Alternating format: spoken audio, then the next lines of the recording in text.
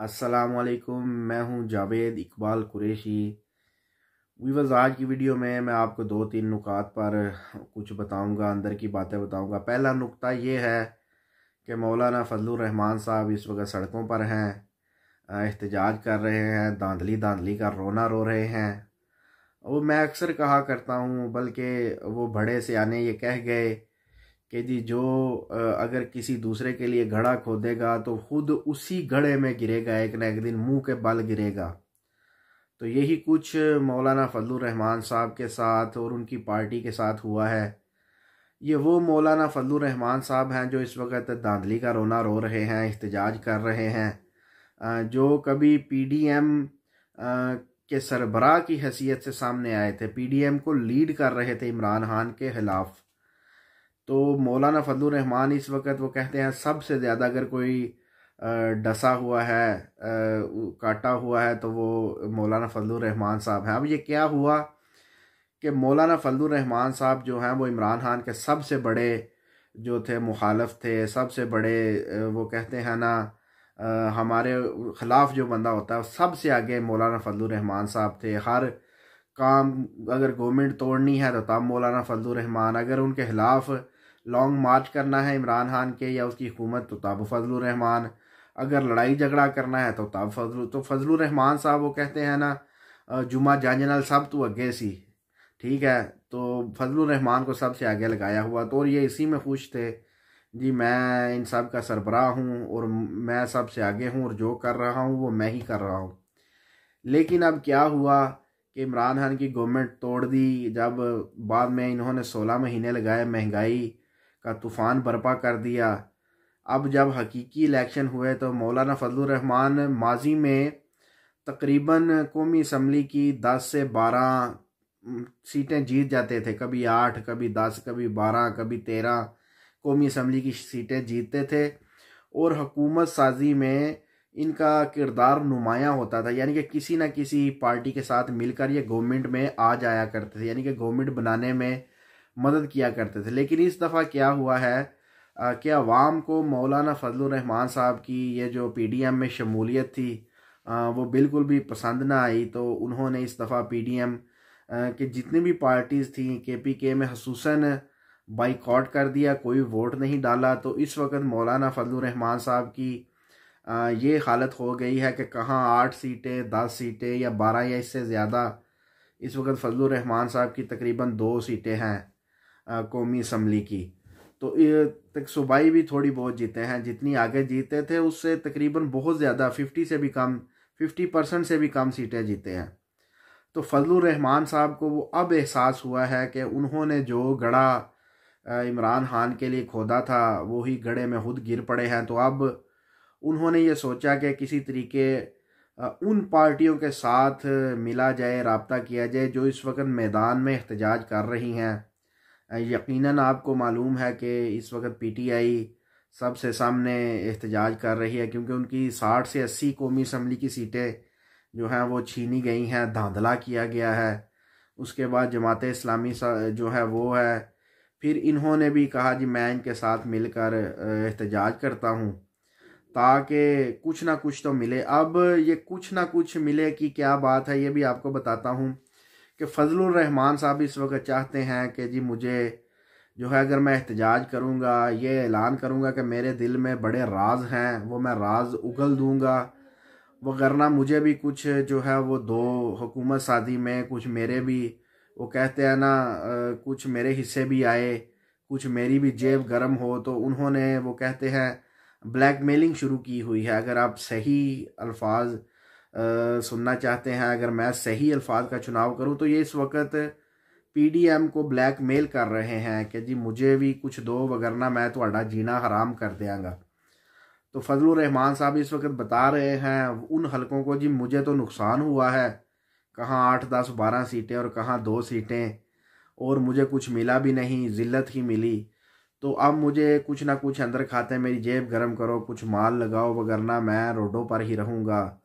ना मेरा कुछ बना है तो मैं ना आप लोगों का कुछ बनने दूंगा। कुछ राज भी उन्होंने उगले हैं जी, मुझे फ़ौज नहीं कहा था आकर, इस्टेब्लिशमेंट ने जी इमरान खान की गवर्नमेंट गिरानी है कुछ राज वो कह रहे हैं जी मैं आने वाले वक्त में बताऊंगा। तो ये वजह है कि इस वक्त मौलाना फजलुर रहमान साहब अपनी पूरी आबो ताब के साथ रोडों पर हैं। पीटीआई से भी एहतजाज, कभी पीटीआई को गिराने में सबसे आगे आगे फजलुर रहमान साहब और उनकी पार्टी थी, अब पीटीआई के साथ एहतजाज में भी सबसे आगे हैं जी। चले मुझे तो कुछ दे ना, तो बाकी फिर असी ठंडे होके बह जाएंगे जब साड़ी जेब गर्म कर ली जाएगी। ये ऐलान भी कर रहे हैं जी अगर मुझे कोई सदर की कुर्सी ऑफ़र करे, मेरे घर आकर भी दे तो मैं ना लूँ। यानी कि वो ये कहना चाहते हैं चलो कुछ नहीं मुझे सदर ही बना दो, मैं सदर ही अगर बन जावा तो मैं फिर खामोश होकर बैठ जाऊँगा। तो सारे बंदे अपना अपना सोचते हैं, लेकिन इस वक्त जो गड़ा पीडीएम ने खोदा था उसमें अगर कोई गिरा है मुंह के बल बहुत बुरी तरह, तो जिसके हाथ पाँव मुंह गड़े में गिरने की वजह से ज़ख्मी हुए हैं, टूट गए हैं, तो वो मौलाना फजलुर रहमान साहब हैं। ठीक है, इसके बाद जो दूसरा नुक्ता है जिस पर आज हम आपको बताएंगे वो ये नुक्ता है कि जी इस वक्त महलूत हुकूमत बनने जा रही है, बहुत कमज़ोर हुकूमत दोबारा बना दी गई है। अंदर खाते तमाम बातें मुकम्मल हो चुकी हैं, तय हो चुकी हैं जी। आप वज़ीर आज़म होंगे, मैं सदर होऊंगा, ये फ़लाँ होगा, ये होगा, ये वज़ीर ख़जाना होगा या ये फ़लाँ होगा। ये बचपन में हम ना पर्चियाँ डालकर कभी खेला करते थे चोर सिपाही। ठीक है, तो मुझे वो बात याद आ गई कि ये बिल्कुल वही खेल है जी। मिल गए हैं दो, तो उन्होंने मिलकर आपस में तय कर लिया है, पर्चियाँ डाल ली हैं जी, मैं वज़ीर आज़म तो तुसी सदर बन जाओ तो रल के गवर्नमेंट चलावा। तो ये बात हो गई है, वो ही पर्चियों वाली कहानी दोहरा दी गई है। कोई बिल्कुल भी तगड़ी हुकूमत नहीं है, ऐसी बेकार हुकूमत दोबारा जो इस्टेब्लिशमेंट को बहुत मौजू थी कि ऐसी गवर्नमेंट बने जो कभी भी हमारे आगे सर ना उठाए, वो गवर्नमेंट दोबारा इस्टेब्लिशमेंट ने बना दी है। कोई भी अगर बात नहीं मानेगा इस्टेब्लिशमेंट की तो वो दूसरी पार्टी को कहेगा जी छोड़ दो, तो वो छोड़ देगी और वो गवर्नमेंट मुंह के बाल ज़मीन पर गिर जाएगी। ये हाल दोबारा हो गया है।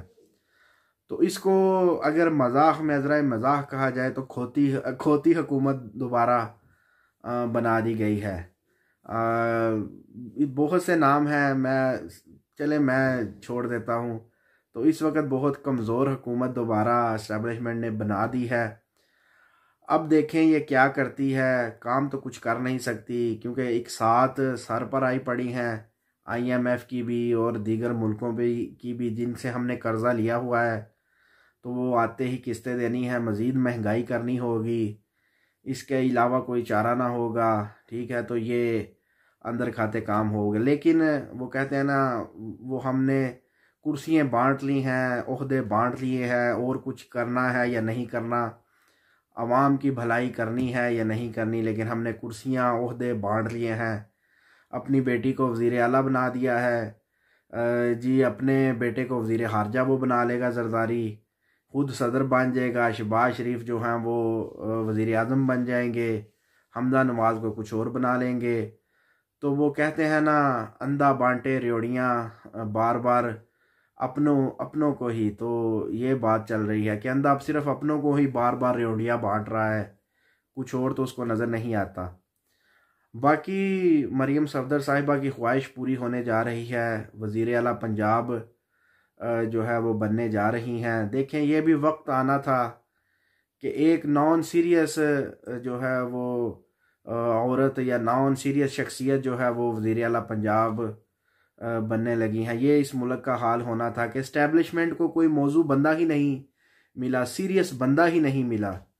ठीक है, वो मरियम सफदर जो मासवाए अपने आप के किसी को देखती नहीं, किसी को अपने करीब फटकने ही नहीं देती, उनकी आदत वही बच्चों वाली आते हैं, तैयार होना, संवरना, सर्जरियाँ, टिकटॉक्स, कैमरा पीछे हो, बल्ले बल्ले हो, हाथ हिलाती रहूं, या वो सलूट साहब को कौमी असम्बली में, तो ये बस यही उनका काम है। ठीक है, तो आफरीन है इस्टेब्लिशमेंट पे जिनको ऐसे लोग मिल रहे हैं जी जिनको अब वज़ीर आला बनाना पड़ रहा है। बिलावल भुट्टो जैसे लोग जिसको वज़ीर खारजा, वज़ीर आला, तो मैं तो कहता हूँ वो एक मिसाल भी है पंजाबी की कि एक जगह जंग लग गई किसी मुल्क के साथ ना, तो ये पंजाबी की मिसाल सिर्फ उस मौके पर दे रहा हूँ जो इस वक्त फिट आता है वो मौका के मरियम सफदर साहिबा को वज़ीर आला पंजाब बनाना पड़ गया है, बिलावल भुट्टो को वज़ीर ख़ारजा, और कोई बंदा ही नहीं मिल रहा। सिर्फ इमरान खान की मुखालफत के लिए, इमरान खान की मुखालफत में उसको गिराने के लिए ये काम करने पड़ रहे हैं। तो जंग लग गई दूसरे मुल्क के साथ, फ़ौजी कम पड़ गए, तो फ़ौज के बड़े लीडर ने सोचा चलो ऐसा करता हूँ जी, जो ख्वाजा सरा हैं, जिनको हम हिजड़े भी कहते हैं, नाचने गाने वाले, तो उनसे कहता हूँ चले आप आके फ़ौज की जो है वो साथ मिलें, फ़ौज के साथ कंधे से कंधा मिलाकर लड़ाई करें। तो फ़ौज के सरबराह ने पैगाम भेजा ख्वाजा सरा के जो सरबराह थे जी, हमारे साथ आप आके मिल जाओ। तो उसने आगे से जवाब दिया जी क्या मसला बन गया है। उन्होंने कहा जी फ़ौज घट पड़ गई है तो तुसी आके साड़ी मदद करो। तो ख्वाजा सरा के बड़े ने आगे से पैगाम भेजा, अगर नौबत इस जगह तक आ गई है कि आपको हिजड़ों की ज़रूरत पड़ने लग पड़ी है ख्वाजा सराओं की, तो फिर हार ही तस्लीम कर लो। तो ये बात हो चुकी है। अगर नौबत यहाँ तक आ गई है कि मरियम सफदर को वज़ीर आला पंजाब बनाना पड़ गया है, बिलावल भुट्टो को वज़ीर ख़ारजा बनाना पड़ गया है, तो इस वक्त चाहिए कि इस्टेब्लिशमेंट को सरेंडर कर देना चाहिए, अपनी शिकस्त को तस्लीम कर लेना चाहिए, और जो काम उनका नहीं है उससे बाहर निकल जाना चाहिए, यानी कि सियासत को छोड़ देना चाहिए। ठीक है, जिसका काम उसी को साधे। ठीक है, तो जितनी सीटें इमरान खान की हकी सच्ची बनती है उसको देनी चाहिए, ये डीलिंग वीलिंग को ख़त्म किया जाए, और जो जितना हकदार है उसको उसकी सीट मिलनी चाहिए, ना कि मरियम सफदर साहिबा को। ठीक है, तो वो एक और देखें, आजकल काम ऐसे चल रहे हैं, ऐसे काम हो रहे हैं कि मिसालों पे मिसालें सच हो रही हैं। हमारी पंजाबी की एक और मिसाल है, बच्चियां नाल फिरनी ते बलोलो तेरा ना। तो ये क्या बचपना है, ये कोई सीरियसनेस है? पाकिस्तान का इतना बड़ा सूबा पंजाब को मरियम सफदर साहिबा चलाएंगी? आफरीन है, बल्कि तुफ है ऐसे लोगों पर जिनको कोई सीरियस उम्मीदवार ना मिला वज़ीर आला पंजाब के लिए, सीरियस लोग ना मिले वज़ीर ख़ारजा के लिए। शर्म आनी चाहिए, कम से कम चेहरे तो अच्छे ले लेते। यानी कि अच्छे चेहरों से मुराद अच्छी शख्सियत वाले लोग, नेक अच्छे, ना कि वो जो टिकटॉकर्स हों जिनको सिर्फ अपना आप ही नज़र आता हो। तो बहरहाल खोती हुकूमत बनने को तैयार है। ठीक है, अंदर सब कुछ तय है, बस ऐलानात होने को बाकी हैं, पार्लियामेंट का इजलास बुलाना बाकी है, वोटिंग होने को बाकी है, बस अवाम की आंखों में मिर्चें डालनी हैं, बाकी हर चीज़ अंदर खाते तय है। तो देखिए, हम भी देखते हैं, बात फिर वही है कि इमरान खान को गिराने के लिए खुद किस हद तक कुछ लोग गिरेंगे, ये अब देखते हैं हद कितनी होगी। अगर अभी भी वक्त है, वो कहते हैं ना जो हिजड़ों ने कहा, अगर बात यहाँ तक आ पहुँची है कि जंग के लिए हिजड़े चाहिए तो फिर शिकस्त तस्लीम कर लो। तो बात ये भी है कि अब भी वक्त है, अपने आप को पीछे हटा लिया जाए और इमरान खान की जीत को तस्लीम कर लिया जाए खुले दिल से। ये भी बहुत बड़ी बात होगी। ठीक है, पाकिस्तानियों के अवाम के दिलों में आप ज़िंदा रहेंगे। तो वे ये थी हमारी आज की वीडियो, बस आपको बताना था फजलुर रहमान साहब को आखिर क्या सूझी कि वो सड़कों पर निकल पड़े, क्योंकि उन्होंने कहा जी अभी ही लोहा गर्म है, अगर अभी हथौड़ा नहीं मारूंगा तो फिर लोहा जो है वो मुड़ेगा नहीं मेरी मर्ज़ी के मुताबिक। तो अभी उन्होंने देखा कि अवाम रोडों पर है, पार्टीज़ रोडों पर हैं, धांधली का रोना है, तो मैं भी रोना रो के कुछ अपनी मर्ज़ी की डील कर लूँ, कुछ ले लूँ, कुछ जो है मिलता है ले लूँ। ठीक है, और जो दूसरा मैंने आपको बताया कि खोती गवर्नमेंट मार्ज़ वजूद में आने को तैयार है। अपना खास ख्याल रखिएगा। इंशाअल्लाह ताला नेक्स्ट वीडियो में आपकी खिदमत में हाज़िर होंगे। अल्लाह हाफ़िज़ व नासिर। अस्सलामु अलैकुम व रहमतुल्लाहि व बरकातुहू।